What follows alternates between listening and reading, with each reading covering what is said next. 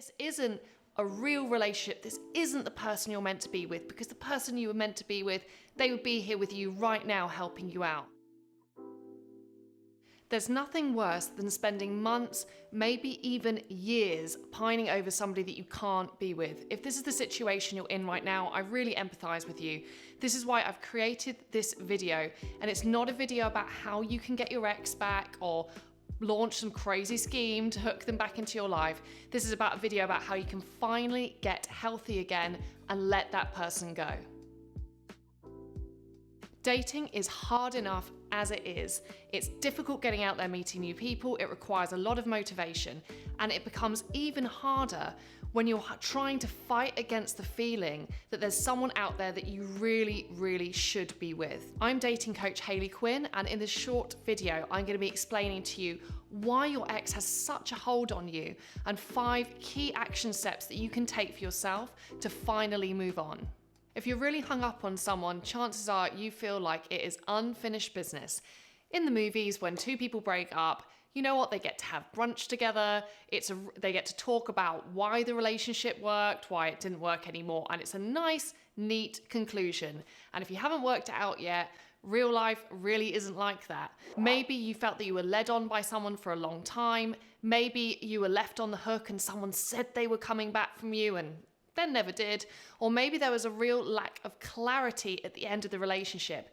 This unfinished business makes you feel like there's more that you need to solve with your ex. You may even really feel like you need to prove or show something to them. All of this just keeps you stuck and focused where you shouldn't be. When a relationship ends prematurely, what also happens is we never get to see the relationship out to its conclusion. So you may have only ever experienced the heady honeymoon phase with a person. This is going to be particularly true if this is someone who's been coming in and out of your life like they're on a revolving door. You might be hooked on the intensity of the beginning of a relationship.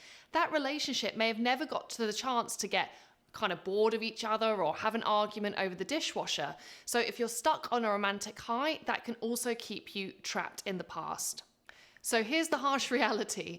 The person that you feel that you're in love with today, don't hate me for saying this, it's not even them. The longer that we spend apart from a person, rather than how we feel about them being a reflection of what it's like day to day being with them, it actually becomes kind of a mental picture that we've built up in our mind. We're almost addicted to the memory of them, or not. Maybe it's not even the true memory.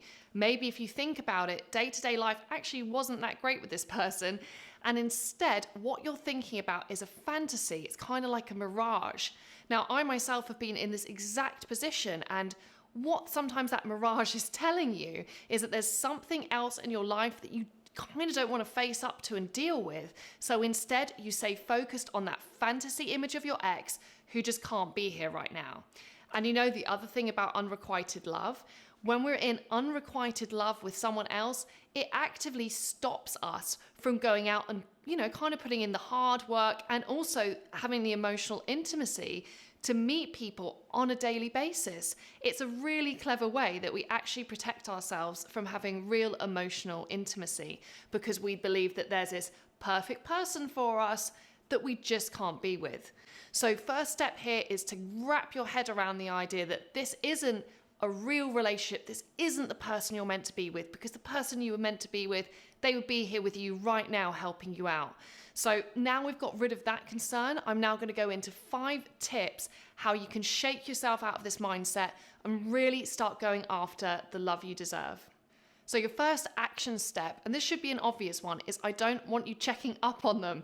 I know it can feel really tempting to kind of have a little browse through the Instagram, get your friend to check their stories, see when they were last online on WhatsApp. And I know you probably don't feel amazing about yourself when you're doing this. And I understand that what's driving you probably to do all that checking up is because you are stuck in unfinished business. You don't have the answers, you don't know what they're up to, and you feel almost that anxiety of needing to know. It's like you're trying to fuel that story that's in your mind. And the first thing you have to do, though, is about kind of stepping away from that fantasy image of them and actually getting to really love and enjoy your day-to-day reality without them. Because of this, Let's go into a bit of block territory here, people, and stop checking up on their Instagram. The second thing you're probably going to need to tackle is what I call empty palm phase. Now, another benefit of keeping this fantasy image of our ex alive in our mind is it means that we've got someone. Well, we don't really have someone because they're a fantasy, but we have the idea that there's someone in the romantic area of our lives. If we take that mirage away, you may have to deal with the fact that, you know what, there isn't anybody that you're particularly interested in at the moment. You are alone. And that can feel initially really, really challenging. It can keep motivating you to rush back to the comfort blanket of how you used to connect with them. So instead, it's actually about sitting in that empty palm phase, about going, you know what, I got nothing going on in my dating life right now, and actually becoming more comfortable with being by yourself. So action step number 3 is when you're in this empty palm phase, probably one of the challenges of it is in that space when you're not messaging people on your phone, you're not checking back on their Instagram, you might be hit now with some real emotions, but that's not always a bad thing. In fact, giving yourself time and space to process what's happened and move through those emotions is a really important part of finally moving on. So next time you have one of those emotions come up for you and you feel kind of sad about what happened, maybe you feel angry, maybe you feel frustrated, instead of getting on Instagram or turning on the TV or doing something to dull that emotion for you, instead, sit with that emotion and just accept and just go, you know what? Yeah, I do feel a bit sad today. Or, yeah, I feel a little bit frustrated. And you'll find as soon as you let that emotion in, I know this sounds kind of hippie, but I believe it to be true, and you process it and you experience it, it won't have such a hold on you anymore. So allow yourself a bit of space and time here to really feel things. Your fourth step is to realize that closure is a one-sided process. If you've watched my videos for a while, you know this is not the first time I've said this. So when it comes to closure, again, going back to that romantic movie thing, we always believe that we're going to have an opportunity to have a clear adult conversation about our relationship and really discuss what's happened, and we all walk away feeling really resolved. In reality, this often isn't the case. Closure will come from when you finally recognize that this person just isn't able to give you the relationship that you want and need. And as I said earlier, if they were, they'd be the person that would be by your side right now. The fact they're not by your side and making an active effort to be in a relationship with you, that disqualifies them as being the one. And I know that sounds difficult, but it's from you coming to the point of acceptance where you just go, you know what? Maybe I can't ever work out what happened. I don't know why they decided we weren't a good match. I don't know why they disappeared.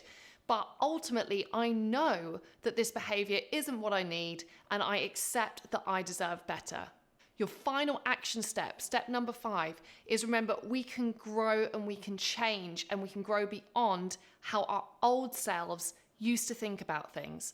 So maybe you of a year ago or a couple of months ago was really into this person. You thought they were amazing and you decided you were going to be together. The more you grow and mature and develop your own life as an individual, the less appealing that old version of yourself who used to be really into that person will seem. So do what you can to nurture those green shoots in your life, whether that's taking up new hobbies, maybe in time putting yourself out there to date again, change your wardrobe, rearrange your furniture, start that business project.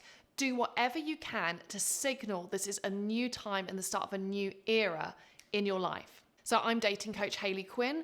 If you have been a man watching this video and you would actually like to hear more of my advice and get more of my videos online, you can head to hayleyquinn.com/unite. And if you're a lady, please head to hayleyquinn.com/real love. The links are going to be below this video. I'm all about giving you intelligent, kind, raw, real, and practical dating advice to help you move forwards.